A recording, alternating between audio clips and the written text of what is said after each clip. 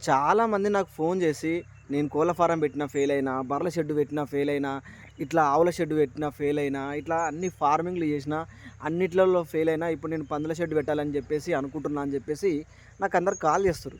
చాలామంది ఫెయిల్ అయినోళ్ళే చేస్తుర్రు. 100కు 90 మంది నేను ఈ బిజినెస్ చేసినా, ఆ బిజినెస్ చేసినా, అందులో లాస్ అయినా, ఇందులో లాస్ అయినా అని చెప్పేసి నాకు ఫోన్ చేయడం జరుగుతుంది. నేనేమంటా అంటే, ఒకసారి మీరేం చేస్తారంటే ఒక భూతద్దము, ఒక బైనాక్యులర్ వీటన్నీ పట్టుకొని ప్రతి బిజినెస్‌లో సెర్చ్ చేయండి. ప్రతి బిజినెస్ ఉంటది గదా!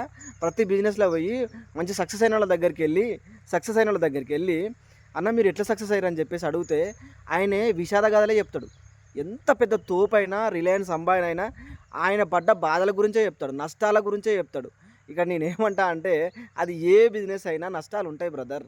నేనేమంటా అంటే పందుల బిజినెస్ పెడతావా? ఏ బిజినెస్ పెడతావా?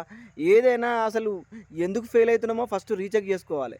నువ్వెంత పెద్ద తోపు బిజినెసే టాటా, అనిల్ అంబానీ ఇట్లా చెప్పుకుంటూ పోతే పెద్ద పెద్ద తోపులైనా గానీ నష్టాల నుంచి వచ్చినోళ్ళే, ఫెయిల్ అయినోళ్ళే, ఆళ్ళంతా ఫెయిల్ అయినోళ్ళే.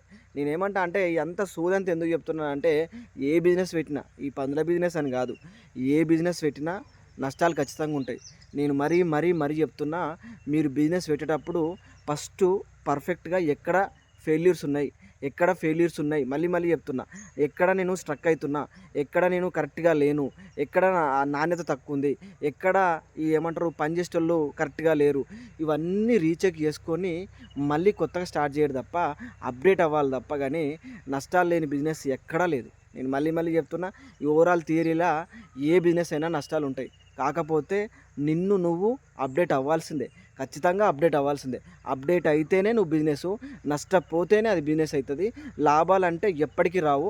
నష్టాల్ని కూడా భరిస్తేనే బిజినెస్ చెయ్యి.